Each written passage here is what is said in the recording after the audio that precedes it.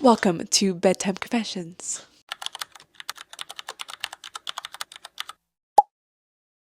In today's episode, I wanted to share the 5 stages of my personal growth journey.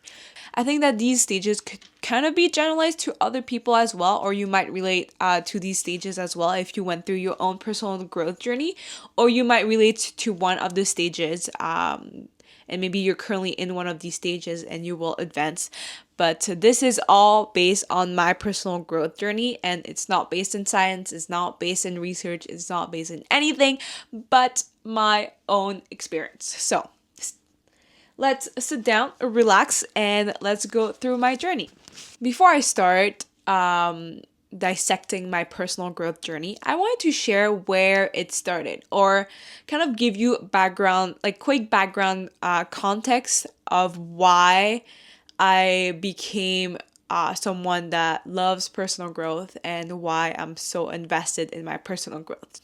Ever since I was a kid, I always had this desire to be thinner because of parental expectations and whatnot. So it started from there. And then I had a very bad relationship with food as well. And so as I grew older, I wanted to gain some control over my weight and over food. So that's where it started. And then eventually it led into other areas of my life, like relationship, friendships, mental health, and then my just overall health in terms of longevity and trying to build a lifestyle that's sustainable and that will help me grow older and healthier. So that's basically very brief and very vague context to my personal growth journey. But yes, I'm going to explain more as we go into the stages. So please sit down and relax and enjoy the talk.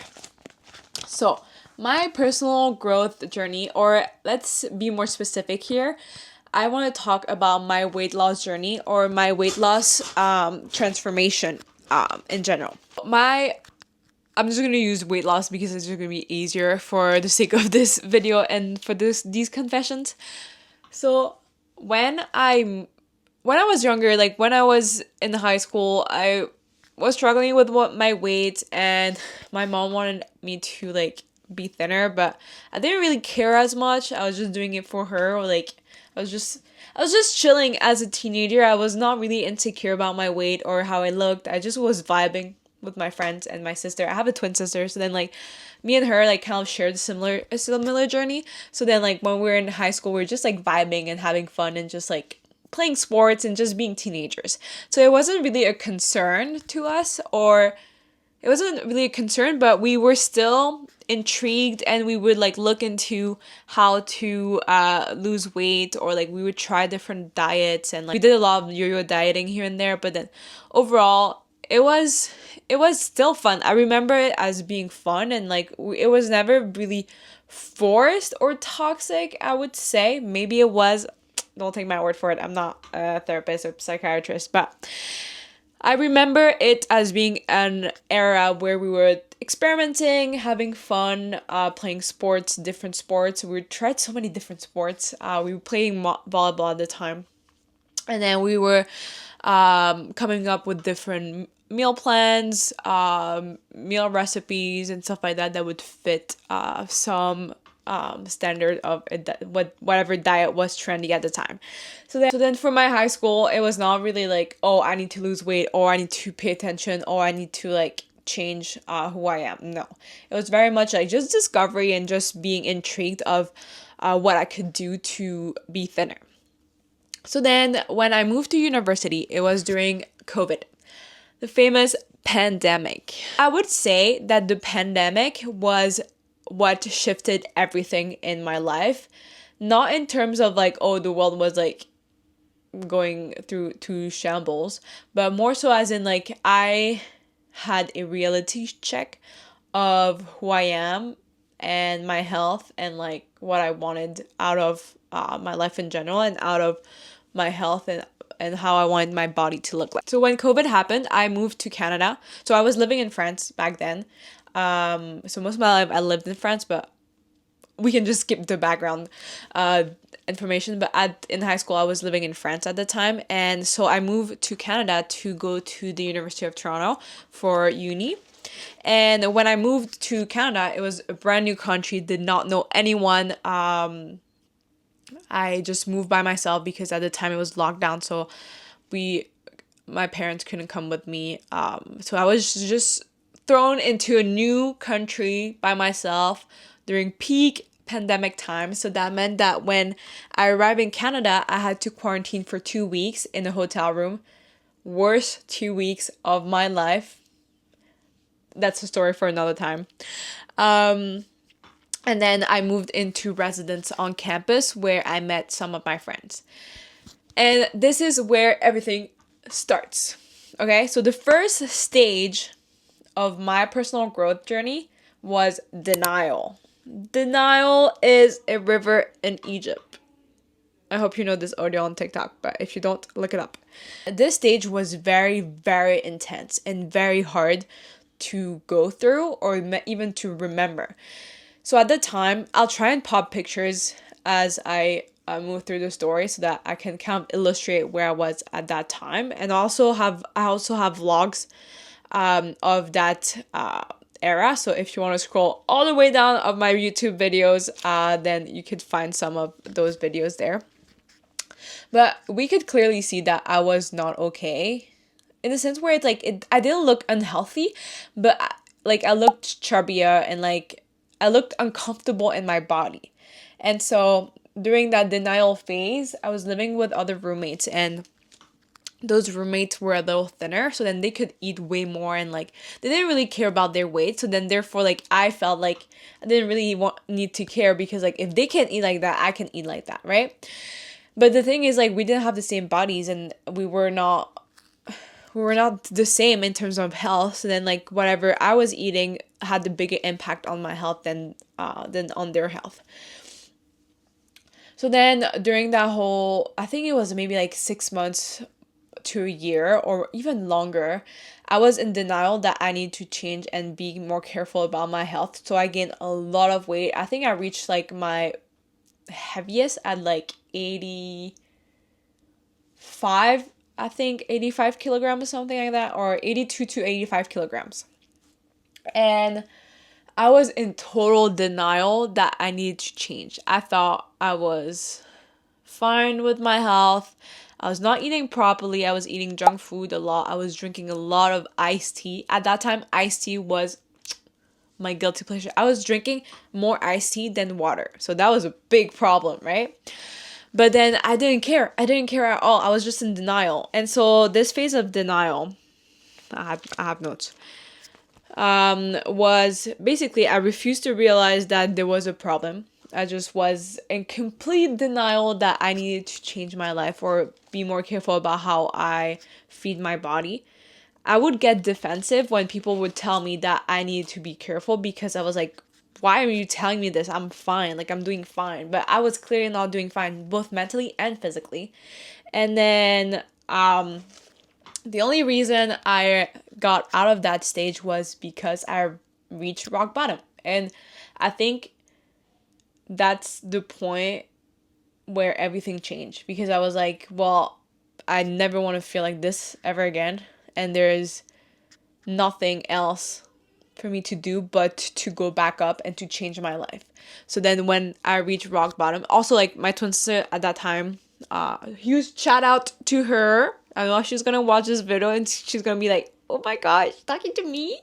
Anyways, but at that time she told me straight up that I needed to change, because she was seeing in my videos that I was not doing okay. And then I got so defensive and so angry at her, because I was like, who the hell are you to tell me this? And then I reached rock bottom and I was like, you know what? You're right. Let's change things. So then I changed things. I signed up at the gym, and I got a personal trainer so that I could start weight training properly and learn how to weight train. And it was so fun. It was really fun. I felt like I was myself again. And I felt like I was building a life with purpose. And I was finding joy in like improving my body. But then hit the second stage of my personal growth journey, aka my weight loss journey, was bargaining. So once the motivation wore off, or I wouldn't say the motivation was always kind of there, but then the second stage that I could define after denial was bargaining. And what I call bargaining is that I would try to do the bare minimum to achieve the results that I want. So it's kind of like bargaining easy work for big rewards, and then being angry if those rewards didn't come because I was just barely doing any work to actually move towards those goals. So then that usually like translate into like like kind of faking changing your life and not really seeing results. And I was like not really committed to it as much as I am now. And that's because I was mainly doing it for the wrong reason.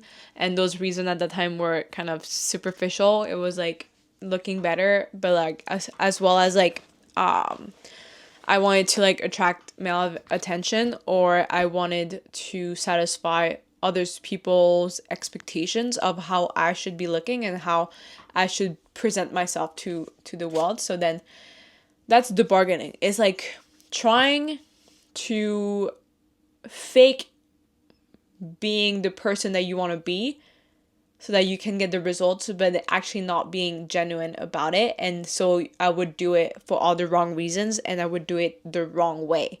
And so the way I would bargain was, I don't know if bargaining is a strong word for this stage, but in that stage, I was kind of like addicted to the external results. And when I say external results, it was like the validation that came with it, the physical results that came with it, all the physical things that were brought into my life that gave me this extra motivation to push even further. And those illusions that I was actually moving towards my dream life made me want to push even harder, but with the wrong strategy. And that leads me to my third stage, which I call mirage. So mirage is kind of like an illusion that you achieve something, or that you reach some place that you always dreamed of. And so from bargaining to mirage, I was basically overexerting myself. I was training like 2 to 3 hours a day in the gym, like pushing like super heavy weight, like crazy amounts of weight. And I was like playing volleyball like sometimes 4 hours a day, and then especially during the summer. And then I was eating like crap because I was like, well, I'm working out and the weight's dropping, so then nutrition doesn't really matter, right? And then every night I would go to bed. I would, as soon as my head would hit the pillow, I would just directly go to sleep. And the thing is, like, I thought it was healthy because I was like, well, at least I'm falling asleep faster and I'm getting like decent amount of sleep. But then like it was that every single night, and then it would just repeat and repeat and repeat every day. But the thing is, like, if my body would just go to sleep instantly when I gave it time to rest, it meant that it reached such a state of exhaustion that it didn't have time to spare for me to go to sleep. And that's not good. You know, like, I can't live in that state of extreme exhaustion for years. I would die so young because my body can't keep up. So then that was a mirage. That was a mirage because I was at my dream weight, or I was close to it, but then my habits were horrible, and they were about to lead me to like have such strong medical issues down the line if I kept doing it. So with the mirage, it gives you this fake reality that what you always wanted is there. But the thing is, like, it's not like perfect. It's not exactly how you want it. So for example, let's say like for me, it was, I wanted to reach a certain weight for my body, and then I would reach that weight, but then my skin would be like full of acne. So then that's a mirage. It's giving you what you want, but it's compromising with something else. And that's because I was eating like crap, but I was working out so much that just the weight was dropping off of my body. But that's the mirage. It's like you have what you want, but but it took something else. And then the end of the mirage, like the way the mirage stage ends is because you start slacking off, or I started slacking off, and then those results weren't maintained because the lifestyle that was creating them or maintaining them just disappeared. And so I bounced back to my initial weight because progressively all my bad habits just came back and the mirage just faded away. Like the illusion just faded away and the results went with it. So that was the third stage of my weight loss journey. The next one is obsession. And that's because of the mirage. Because once you tasted what your life could look like or be like, then all you want is you want the results back, right? You want to get back to that, but you don't want to do the work because you know how exhausting it was and like how tough it was, and you're like, oh my gosh, I have to go through all of that again. So then it becomes obsessive. Like I became obsessive with it. I would read everything. I would listen to all the podcasts. I would try to find any sort of information to lead me where I wanted to go. But the thing is, like here, it was not healthy in a sense where it's like I was consuming a lot of content about how to get healthier, how to lose the weight, blah, blah. But then it was this need for instant results rather than like long-term sustainable and healthy mindset around fitness and around weight loss and around personal growth. It was about getting the results back as fast as possible with the least amount of work. So that's where obsession comes in, where it's like everything I can think about is losing the weight. Everything I can think about is how do I get back to who I was, because I love that person. I love the mirage, but then the mirage was not really what I wanted. The mirage was just like an idea of what it would be like to be at the target weight I want to be. So this obsessive stage in my life was kind of clouded with a lot of negative thinking, with the obsessive desire to go back to my target weight. So that's how you know you're not there yet. You're not in the final stages, because this is where you feel like where you feel horrible and obsessive about who you want to become. That's how you know you're in the obsession. It's all you can think about. All you can think about is, if you eat this next meal, is it going to add to your weight, or is it going to help you lose weight? Every single thing, every aspect of your lifestyle then becomes a factor into whether you're going to achieve your goal or not. So every decision was somehow tied in my mind to my overall goal of wanting to lose weight or not. And it was exhausting. And I felt insecure because I was like, well, if I do this, it's going to lead me to like gaining weight. But if I don't do this, it's blah, blah, blah, blah, blah, blah. And it was tough. Honestly, it was tough. And just know that if you're in this obsessive, if you're in any of these stages, you can get out of it. And I'll maybe, if this video is not too long, I'll share a few tricks to get out of those stages and how you could actually reach the last stage faster. Okay, so then the last stage is freedom. And we love freedom. We love to be free and feel free. And that's the last stage, or so far, hopefully this is the last stage of personal growth or weight loss journey. And this stage is basically characterized with having a lifestyle that you absolutely love, that can work towards your goals and sustain those goals long term. You don't have any like negative feelings or obsessive desire to reach your goal. You just know you're gonna get there, but you're okay with it taking more time and you're consistent with it. And then the big difference here is that you actually are doing it really for yourself and not for any other person. So this was like the biggest stage of my personal growth journey. It started when I was in my last year of uni. I think like all of those stages, they don't have to be linear. They can come back and forth and just like sometimes one stage can come back after the freedom stage and vice versa. It doesn't have to be linear, just know this. But it's kind of like small eras if you don't want to think in terms of stages. But this freedom stage, I actually lived it during my 4th year of university, so my last year of university. I was in a very good headspace, but I was back at my heaviest at 82 kilograms, and I wanted to reach the goal of 70 kilograms. And so in my last year of uni, I created a lifestyle that was very simple, that was sustainable, and that I could do every day without exhausting myself. And I stuck to it. And then maybe 6-7 months later, I reached my goal. And I was very happy. And then it was actually so much easier than I thought. It was no exhaustion. I was actually happy. I was doing it for myself.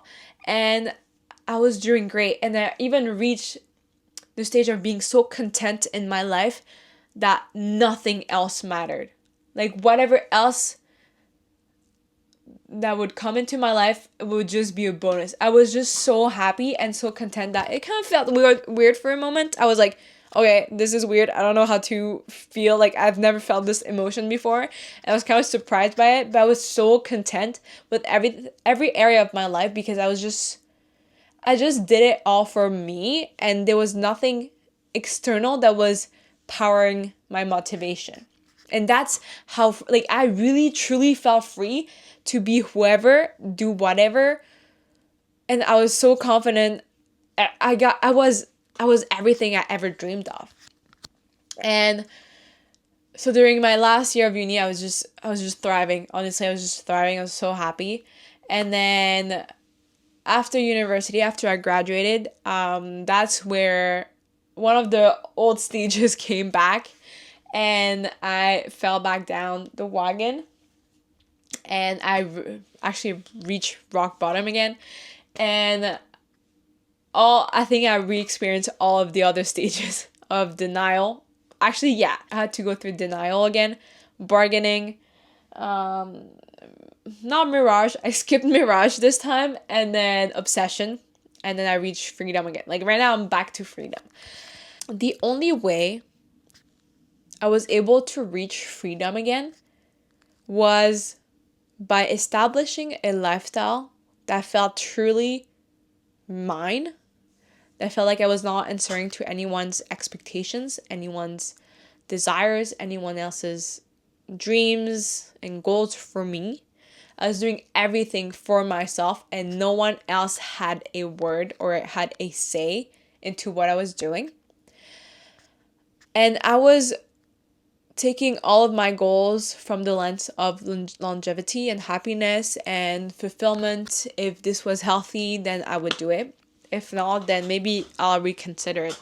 I started therapy and actually dove into some of the traumas I had when I was younger, and just dealing with my mind. I think one big thing that people might forget, especially in a weight loss journey or when they're trying to change their life, is please look at your mindset and look at your motivations behind what you're doing. Because if you're doing it for other people, I can bet money on it that you're not going to go far. Because why would you want to do something hard and challenging for someone else? Why wouldn't you want to do it for yourself? Because let's say I'm not a runner. I don't like running. And let's say I was doing a marathon. I hate running, so why am I doing a marathon? But then my reason would be like, oh, because I want to impress my friends that are all in a run club. But I'm the only one not in a run club, so I guess if I want to fit with my group, I need to start running, right? So then might as well just do the marathon because they're planning to do a marathon in 3 months, right?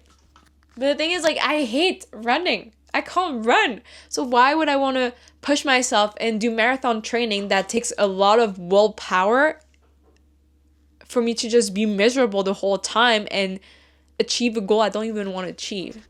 So Think about your motivations behind everything that you do, because if they're not your own motivation, if it's not really and genuinely what you want to do, then maybe rethink it, because it's not worth the effort. Because at the end, the results is not even going to be satisfying. So why do it in the first place?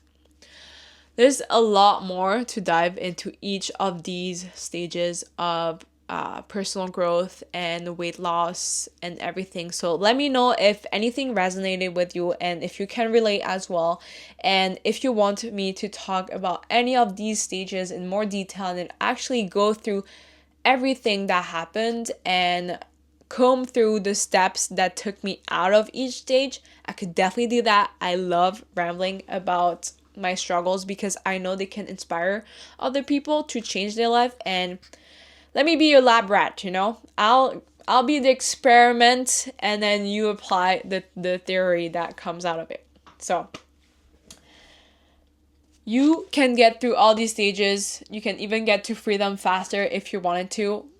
You can do it. I believe in your potential, and I know that it might feel like it's impossible right now, or it might feel like you don't have the tools, you don't have the energy, you can't think or go through another podcast or another 10-step program on how to become your best self. But you don't have to. You don't have to, because all of your answers that you're looking for are actually within you. Like, you know what you need to do to get better.